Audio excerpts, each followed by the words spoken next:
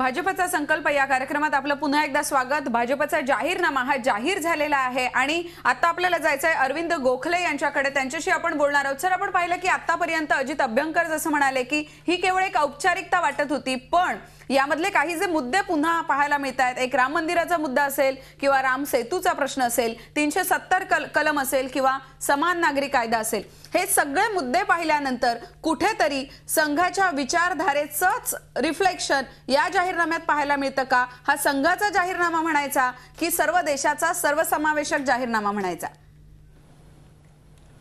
भारतीय जनता पक्षाचा हा जाहीरनामा म्हणजे हा नमोनामा आहे किंवा संघनामा आहे।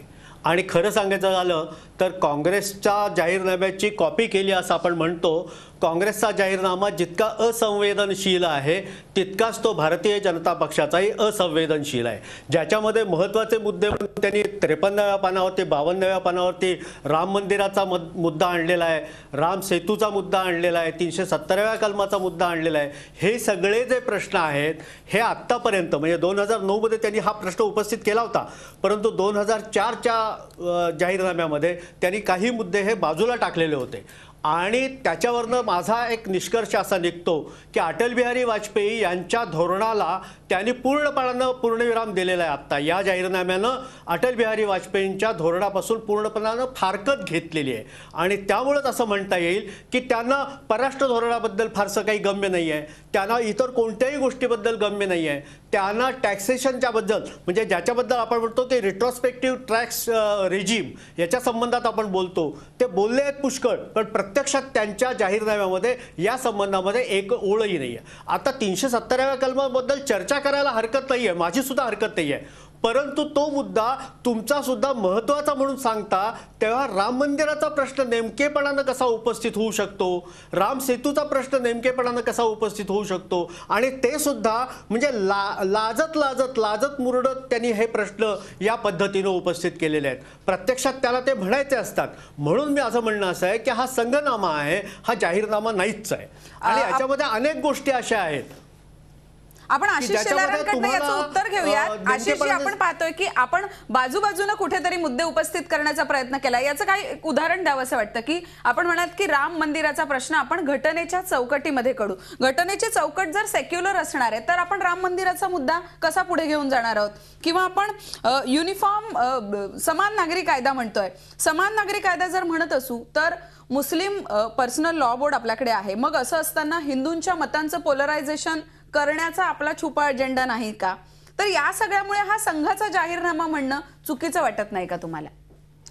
नाही, मला असं वाटतं की 2-4 मुद्दे आमच्या सगळ्या मित्रांनी इथे मांडले आहेत आणि त्यामुळे सविस्तर याच्यावर चर्चा करावी लागेल असं स्वतः प्रामाणिकपणा माझं मत आहे। राहता राहिला मुद्दा संघनामा आहे का नमोनामा आहे? संघ काही भाजपच्या कामात हस्तक्षेप करत नाही, संघ काही पॉलिटिकल अजेंडा ठरवत नाही, पण समजा त्याचं परसेप्शन अभ्यंकरांपासून म्हणजे दोन्ही अभ्यंकर साहेबांपासून अन्य सगळ्यांना वाटत असेल तर तो संघनामा आहे असं म्हणायला काय आमची हरकत नाही। आमचा विचारधारेचा अजेंडा आहे, आमच्या विचारधारेला ज्यांनी मत द्यायचं ते देतील आणि त्यामुळे त्याच्यासाठी लपवण्याचं काही कारण नाही। आमच्या मनात काही नाही, तुमच्या पोटात दुखण्याचा काही विषयच नाही। मुद्दा क्रमांक 1। मुद्दा क्रमांक 2, राम सेतू आणि राम मंदिरापर्यंतच थांबता, त्याच्या पुढे गंगा आणि हिमालयापर्यंत तुम्ही पोहोचतच नाही, मग तुमचा पर्यावरणावर प्रेम नाही असं आम्ही म्हणायचं का? तर ते कदाचित संयुक्तिक ठरणार नाही आणि त्यामुळे आपल्याला सगळ्या घटना या एका अर्थाने सर्वंकष बघण्याची गरज आहे। राहिला अभ्यंकर साहेबांनी मुद्दा म्हणला की मोदीच एजंडा आहेच की आमच्याकडे एक मोदी मॉडेल आहे ज्याने विकासाचं एक मॉडेल आमच्या स्वरूपाचं दाखवलं आहे, ते आम्ही देशासमोर मांडतो आहोत, एक नेतृत्व देशासमोर आणतो आहोत आणि त्यामुळे ह्या अजेंडामध्ये जर तुम्हाला मोदीनामा दिसत असेल तर तोही आमचा समज तुमचा समज खरा आहे, त्यात काही चुकीचं नाही। मोदी आमचे नेते आहे, मोदी एक मॉडेल आहे, मोदी एक विचार आहे आणि ते सुद्धा आम्ही मांडणार। 4था मुद्दा पैसे कुठून आणणार? मला असं वाटतं की त्याच्यावरची एक विश्लेषणात्मक चर्चा, आमचं अजून एक डॉक्युमेंट व्हिजन डॉक्युमेंट यायचं आहे। आपण जर घटनाक्रम नीट पाहिला तर भाजपने पहिल्यांदा एक डॉक्युमेंट प्रसिद्ध केलं, ते UPA सरकारवर एक चार्जशीट दाखल केली, ती चार्जशीट नंतर आज जाहीरनामा केला आणि त्यानंतर व्हिजन इंडिया नावाचा डॉक्युमेंट येणार आहे आणि त्यावेळेला आपण चर्चेला बसू, कारण ते डॉक्युमेंट इतकं मोठं असेल की ज्यामध्ये सगळ्या गोष्टींवरचं भाष्य आम्ही विशेष रूपाने केलं आहे। पण तरी जाता जाता करप्शन फ्री पैसे वाचवा, डिलिव्हरन्स ॲट द राईट टाईम, पैसे वाचवून त्यातनं सिम्प्लिफाय करा, टॅक्सेशन सिस्टीम सिंपल करून टेररिझम टॅक्सेशनचं कमी करा, यातनं सुद्धा काही ना काही रिव्हेन्यू जनरेशन राहू शकतो, अशा विचाराचे आम्ही लोक आहोत. हा त्यातला चौथा मुद्दा आहे. आणि जाता जाता पाचवा मुद्दा जो मगाशी महाजन साहेब म्हणाले की मदरशांच्या विषयावर, मदरशांचं आधुनिकीकरण हे लांगुल चालनाचा आरोप त्यावेळेला भाजपने केला, त्याच्यापासून आजही भाजप मागे हटत नाही. आणि आताच्या अजेंड्यामध्ये भाजप असं म्हणत आहे की मदरशांच्या मधनं मिळणाऱ्या शिक्षणाचं आधुनिकीकरण, त्यामुळे शिक्षणाचं आधुनिकीकरण करणं, त्यांना आधुनिक शिक्षण देणं, त्यांना नोकरी मिळवणं हे भारतीय संविधानाच्या चौकटीत बसलेलं कामच आम्ही करतो आहोत. आणि शेवटचा मुद्दा आपण जो मांडलात की राम मंदिर उभा करणं यांना काही भारतीय संविधानाच्या चौकटीला काही खतरा निर्माण होणार आहे की काय, असा समज बिलकुल नाही. सुप्रीम कोर्टाने काही जजमेंट्स दिल्या, काही लोक कोर्टात गेली, त्यानंतर जागेचं विभाजन त्रिभाजन कसं झालं पाहिजे यावर चर्चा झाली आणि त्यामुळे सुप्रीम कोर्टाचं एक मत आल्यानंतर त्यावर भारताच्या संसदेत लोकशाही चौकटीत, भारतीय संविधानाच्या चौकटीत राहून तो निर्णय करणं हे कुठल्याही लोकशाही सरकारचं काम आहे. ते आजपर्यंत काँग्रेसने टाळलं, भाजप ते करेल, हे स्पष्ट आमचं मत आहे. ठीक आहे, तुम्ही हे मान्य केलेलं आहे की मोदींचा एक प्रकारे जाहीरनामा म्हणायला हवा किंवा संघाचा नामा म्हणा, कारण संघ आणि भाजप हे एकमेकांच्या सोबतच चालतायत. पण पुन्हा एकदा राष्ट्रवादाची संकल्पना मांडून पोलरायझेशनचा भाजपचा प्रयत्न आहे का आणि त्यामुळेच हे वादाचे मुद्दे पुन्हा एकदा पाहायला मिळाले आहेत का, याची चर्चा आपण करणार आहोत. पुन्हा एकदा अजित अभ्यंकरांकडे जायचं आहे, कारण की आशिष शेलार यांनी हे मान्य केलेलं आहे की आमचा हा मोदींचाच जाहीरनामा आहे, त्यातले जे वादाचे मुद्दे आहेत ती आमची ठोस भूमिका आहे, आम्ही आडवळणानं हे मुद्दे मांडत नाही, असं त्यांनी म्हटलंय. अजित अभ्यंकर, आपण पाहताय आशिष शेलारांचं नेमकं काय म्हणणं आहे, पटतंय का तुम्हाला हे सगळं? हे बघा, आशिष शेलार यांनी मुद्देसूद उत्तर देण्याचा एक मांडणीचा एक त्यांचा भाग होता. एक मुद्दा मात्र ते कन्व्हिनियंटली विसरले की मतदानाच्या पहिल्या दिवशी 26 मार्चला जो जाहीरनामा तुमचा तयार झाला तो तुम्ही 7 एप्रिलला प्रसिद्ध करता, ही केवळ औपचारिकता आहे. या मुद्द्याबद्दल ते काही बोलले नाहीत. म्हणूनच मगाशी म्हणलं या प्रश्नावर आपण लगेचच त्यांचं उत्तर घेऊयात आणि आम्हाला मिळालेली माहिती सुद्धा तितकंच महत्त्वाचं असतं. यातल्या काही मुद्द्यांचं मोदी आणि मुरली मनोहर जोशी यांच्यात एकमत होत नव्हतं. नेमकी वस्तुस्थिती काय आहे आशिष? नाही, मुद्दा असा आहे की हा काही कन्व्हिनियंटली अभ्यंकर साहेब मी मुद्दा सोडला नाही. आपण इतके वरिष्ठ आहात की आपल्या सगळ्या मुद्द्यांना आम्ही सिरियसली घेतो. मुद्दा 26 मार्चचा जाहीरनामा आहे, तेही ट्रान्सपरंटली मांडण्याची भूमिका आम्हीच केली 7 एप्रिलला करण्यामध्ये. कारण केवळ एक आणि एकच, कोणाचाही वाद, कोणाचाही मतभेद असण्यापेक्षा जे सर्व नेते त्या कार्यक्रमासाठी तिथे हजर असणं आवश्यक आहेत, त्या सगळ्यांचे दौरे लागलेले असल्यामुळे त्यात दिरंगाई झाली खरं, आणि त्यामुळे 7 एप्रिलला तो कार्यक्रम झाला. ठीक आहे, अत्यंत राजकीय उत्तर म्हणता येईल हे, पण आपण मुद्द्यांवर येऊया पुन्हा एकदा. सर, जाहीरनाम्यातले जे मुद्दे आहेत आपण पुन्हा एकदा मुद्द्यांवर ते येऊया. राम मंदिराचा प्रश्न असेल, समाज नागरी कायदा असेल, कलम 370 रद्द करणं असेल, या सगळ्यांमुळे कुठेतरी पोलरायझेशनचा हा भाजपचा प्रयत्न पाहायला मिळतोय का? मतांच्या ध्रुवीकरणाचा हा छुपा अजेंडा म्हणायचा का? मोदींना जेव्हा त्यांनी पंतप्रधान पदाचे उमेदवार म्हणून जाहीर केलं तेव्हा भाजपची पुढची दिशा काय असणार आहे, संघ परिवाराची दिशा काय असणार आहे, त्याच वेळेला निश्चित झालं. याच्यासाठी वेगळं काही कुठल्या पुराव्याची गरज नाहीये. जाहीरनाम्यामध्ये त्यांचा प्रश्न असा आहे, आता ते काय म्हणतात, भाजपचं सरकार म्हणत नाही, ते मोदी सरकार म्हणतात.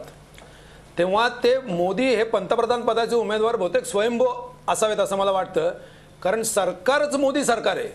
जनरली पंतप्रधान मोदी आहेत आणि सरकार भाजपचं असेल अशी त्यांची स्वतःची अपेक्षा असेल, अशी एक साधारणपणे कोणाची समजूत होऊ शकेल. पण आता मोदी हे स्वतःच सरकार स्थापन करणार आहेत, त्याच्यामुळे मोदी हे फक्त त्यांचे नेते नाहीत, मोदीच नेते आहेत. मोदी पक्षच आता नाहीये असं त्यांनी स्वतः जाहीर केलेलं आहे. आतापर्यंत कोणीच कधीच असं केलेलं नव्हतं. फक्त देवकांत बरुआ म्हणले होते आणीबाणीमध्ये Indira is India and India is Indira, त्यांचं पुढं काय झालं ते आपल्याला माहिती आहे. तेव्हा हा जो मोदींचा एकदा तेव्हा तुम्ही आयडॉल म्हणून स्वीकार करता, त्यावेळेला तुमचं भवितव्य काय आहे हे साधारणपणे आपल्याला त्याच्यातून दिसतं. आता त्यांचा पण अडचण त्यांची अशी आहे की त्यांना एकंदर भारतीय जनता ही मोदी काही जरी म्हणले, भाजप संघ परिवार काही म्हणला तरी धर्मनिरपेक्ष मानसिकतेची आहे. त्यामुळे त्यांना हे सर्वसाधारण सेक्युलर मुद्दे जे आहेत, विकासाचे मुद्दे जे आहेत ते आम्ही मांडतो, अशा प्रकारचे त्यांनी काही भूमिका त्या जाहीरनाम्यामध्ये रिसोर्सेसची कुठलाही उल्लेख न करता मांडलेली आहे की आम्ही इतरांसारखे जाऊ, त्याबद्दल काय आमच्यात काही फारसा फरक नाही असं त्यांनी मांडलंय. परंतु एक डिस्क्लेमर जसा असतो सगळ्यात शेवटी की subject to the below, subject to the conditions below, तसं ते डिस्क्लेमर म्हणून एक 3-4 मुद्दे टाकून ठेवलेले आहेत की उद्या जर प्रश्न आलाच काही करायचा तर जाहीरनाम्यात आमच्या हे आहे, म्हणजे म्हटलं तर आहे आणि म्हटलं तर नाही, अशा पद्धतीनं त्यांनी एक तो मुद्दा मांडलेला आहे. पण ते मुद्दे त्यांचे कधी वापरायचे आणि कधी वापरायचे नाहीत याचे जसे नागपूरवरनं आदेश निघतील त्याप्रमाणे ते वापरतील किंवा वापरणार नाहीत, एवढंच त्यातलं सत्य आहे. ठीक आहे, म्हणजे राष्ट्रवादाचा चेहरा जरी भाजपकडनं गेल्या काही काळात पुढे केला गेला असला तरी त्याचं रिफ्लेक्शन मात्र या जाहीरनाम्यात दिसत नाही. रत्नाकर महाजनांकडे आपल्याला जायचंय. रत्नाकर महाजन, तुम्ही ऐकताय ही सगळी चर्चा, काय वाटतंय तुम्हाला?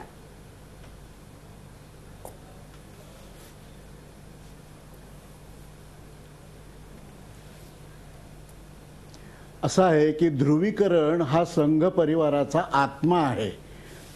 त्यामुळं संघ परिवाराचं राजकीय अपत्य असलेल्या जनसंघाला किंवा भारतीय जनता पक्षाला ध्रुवीकरणाचा सोडता येणार नाही, कारण त्याच्याशिवाय त्यांच्या जीवनाला दुसरा कुठलाही आधार नाही.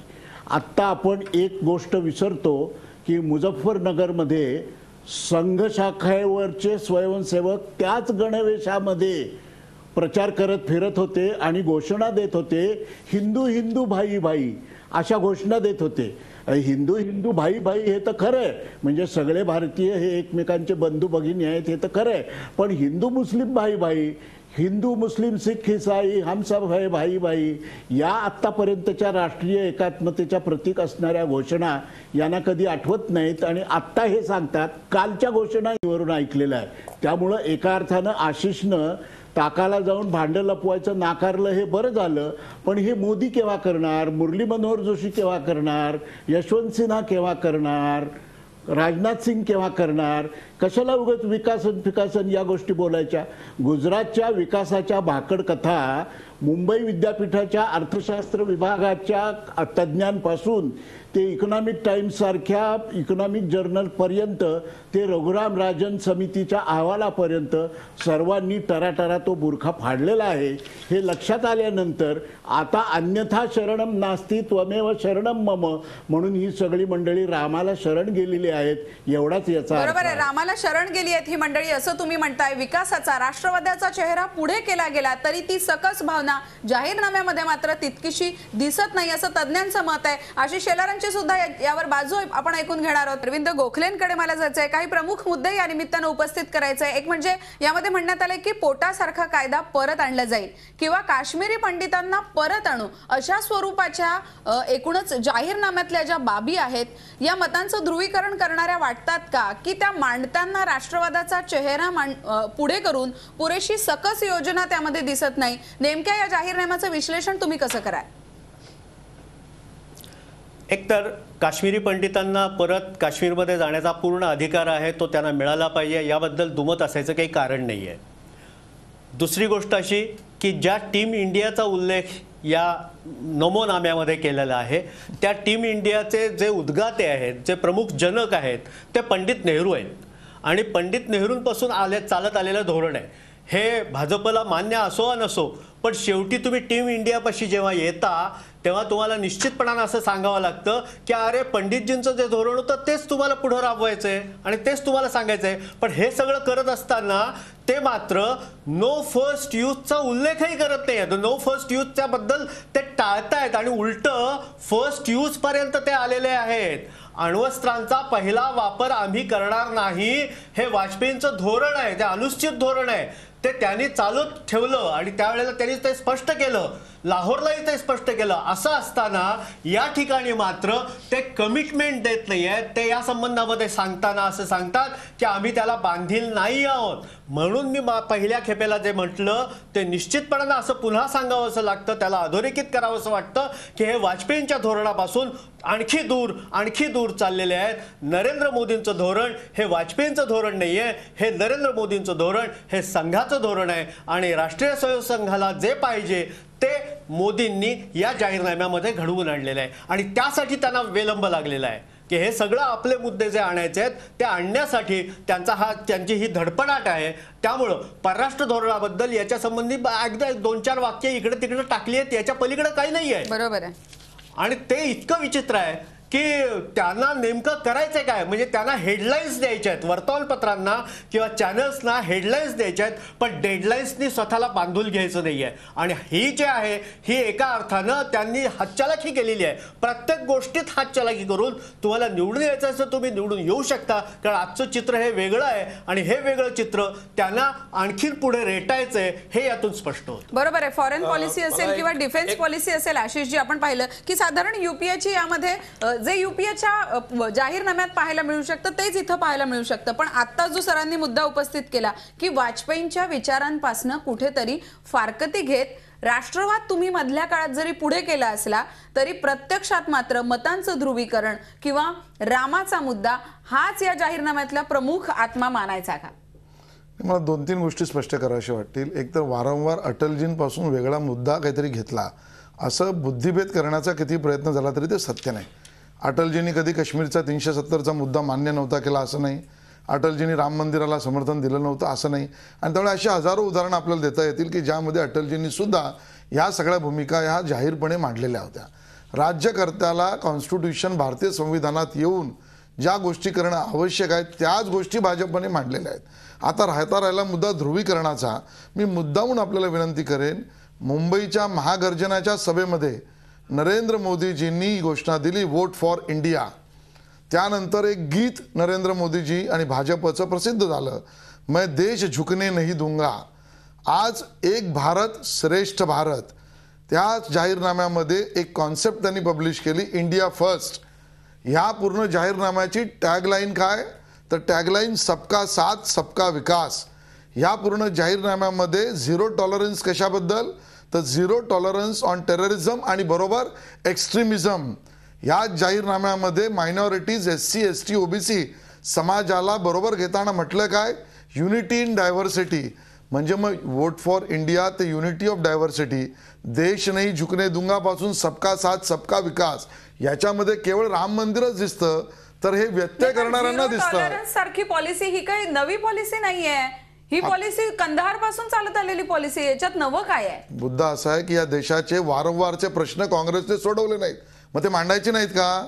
रोटी कपडा मकान त्यांनी दिला नाही, देशाच्या बॉर्डर सिक्युअर केल्या नाहीत, देशामध्ये व्हॅल्यू बेस्ड शिक्षण दिलं नाही, देशामध्ये वायफाय कनेक्टिव्हिटी केली नाही, देशामध्ये आर्थिक क्रांती केली नाही. मग आता हे त्यांनी केले नाही तर भारतीय संविधानातच हे सगळे मुद्दे आहेत, ते वारंवार येणारच आणि ते इफेक्टिव्हली आम्ही करू शकतो. म्हणून PPP, good governance, public private politician partnership, delivery within the limited time, no corruption, ह्या सगळ्या मुद्द्याला घेऊन आम्ही इफेक्टिव्ह मांडणार आहोत. अजित अभ्यंकरांना बोलायचं आहे. अजित अभ्यंकरची वेळ अगदी आपल्याकडे थोडा आहे, तुमची प्रतिक्रिया.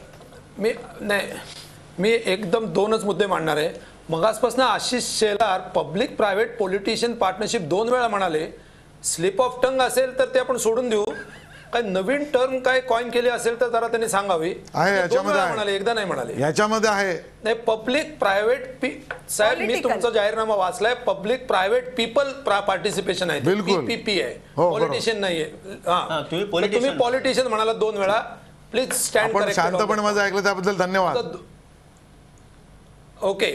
आणि वाचलाय तुमचा जाहीरनामा, कारण त्याबद्दल धन्यवाद. जाऊ द्या, सोडून द्या.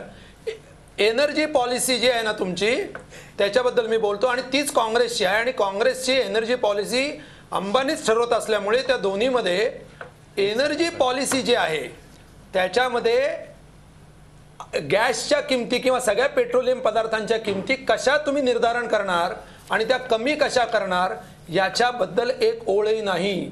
आणि तो सगळ्यात महत्त्वाचा मुद्दा आहे आज देशासमोर. आशिषजी, पटकन तुमची मला थोडक्यात एकच वाटतं की ज्या पद्धतीने आमचे 4ही मित्र मला प्रश्न विचारतायत त्यातनं काही नाही तर एक गोष्ट तर नक्की स्पष्ट होते की जे भारतावर राज्य करणार आहेत त्यांच्याकडूनच अपेक्षा आहेत. आणि त्यामुळे अपेक्षा करणाऱ्यांकडून तुम्ही एनर्जीचं काय करणार, तुम्ही आता फॉरेन पॉलिसीचं काय करणार, तुम्ही एज्युकेशनचं काय करणार, आणि ह्या सगळ्या विषयावर इन्क्लुझिव्ह पॉलिसी असेल ज्याला आम्ही नाव सबका साथ सबका विकास हे दिलेलं. इंटरव्ह्यूला आलेल्या उमेदवाराला प्रश्न विचारले याचा अर्थ त्याला कंपनीचा मालक बनवला असा होत नाही. कृपा करून असा गैरसमज ठेवू नका. तेव्हा असं please don't under wrong impression. तुमची जी एनर्जी पॉलिसी आहे, तुमची जी एनर्जी पॉलिसी आहे त्या एनर्जी पॉलिसीमध्ये तुम्ही सेल्फ रिलायंट एनर्जी पॉलिसी असेल असं म्हणता. तुम्ही त्याच्यामध्ये पब्लिक सेक्टर इन्स्टिट्यूशन्स एनर्जीमध्ये आहेत याचा उल्लेखही केलेला नाही. तुम्ही डिफेन्स प्रोडक्शनमध्ये मोठ्या प्रमाणात डोमेस्टिक इंडस्ट्रीला स्थान देऊ असं म्हटलंय. तुम्ही डिफेन्स इंडस्ट्रीमध्ये मोठ्या प्रमाणात प्रायव्हेटायझेशन करणार आहात याची तुम्ही स्पष्टपणाने तिथं घोषणाच केलेली आहे. तेव्हा तुमच्या या सगळ्या जाहीरनाम्यामध्ये तुम्ही टॅक्सेशन बद्दल दुसरं काही म्हणत नाही, फक्त टॅक्सेशन टेररिझम बोलता. तुम्ही 5 लाख कोटी रुपयाच्या सवलती म्हणजे आपल्या सेंट्रलच्या टॅक्स कलेक्शनच्या जवळजवळ निम्म्या सवलती श्रीमंतांना दिल्या जातात, ते असून तुम्ही त्याला टॅक्स टेररिझम म्हणताय. आणि सगळ्यात शेवटचा मुद्दा सांगून मी थांबतो. तुम्ही परदेशातला काळा पैसा देशात आणण्याच्या गोष्टी करताय. तुमचे सरकार असताना यशवंत सिन्हा फायनान्स मिनिस्टर असताना त्यांनी मॉरिशस राऊंड ट्रिपिंगच्या बद्दल इन्कम टॅक्स अथॉरिटीजने जी ऑब्जेक्शन्स घेतलीत ती खारिज करणारी, ती नाकारणारी अशा प्रकारची सर्क्युलर्स यशवंत सिन्हांनी स्वतः आदेश देऊन काढली आणि त्याच्यामुळे मॉरिशस राऊंड ट्रिपिंगचं प्रकरण प्रचंड मोठ्या प्रमाणात वाढलं. याच्याबद्दल तुमच्याला म्हणजे तुमच्या पक्षात गंध वार्ता आहे की नाही मला माहिती नाही, परंतु याच्यात त्याच्याबद्दलचा कुठचाही उल्लेख नाही. ते काही न करता, राऊंड ट्रिपिंग बंद न करता तुम्ही परदेशातला काळा पैसा कसा आणणार आहात याच्याबद्दल तुम्हाला काय म्हणजे बरोबर आहे सर. तुमचा मुद्दा पोहोचलेला आहे. आता प्रत्येक प्रश्नाचं उत्तर घेणं शक्य नाही, पण जाहीरनाम्यातल्या ठळक बाबी जर पाहिल्या तर पुन्हा एकदा भाजपनं रामाचा जप केलेला पाहायला मिळतोय. रामनामाचा मुद्दा, राम मंदिराचा मुद्दा असेल, राम सेतूचा प्रश्न असेल, 370 कलम रद्द करणं, पोटा कायदा पुन्हा आणण्याची घोषणा करणं, या सगळ्यामुळे कुठेतरी संघाचाच अजेंडा हा भाजपचा जाहीरनामा झालेला पाहायला मिळतोय. राष्ट्रवादाचा त्यामुळे चेहरा पुढे आणू पाहणारी भाजप खरंच राष्ट्रवादाचा चेहरा पुढे आणतीये का की छुपेपणानं संघाचाच अजेंडा राबवतेय, हा प्रश्न या निमित्तानं पुन्हा एकदा पुढे आलेला आहे. आलेल्या सर्व पाहुण्यांचे धन्यवाद मानूयात आणि या चर्चेत आपण इथेच थांबूयात. पहा फक्त झी24 तास, रहा एक पाऊल पुढे.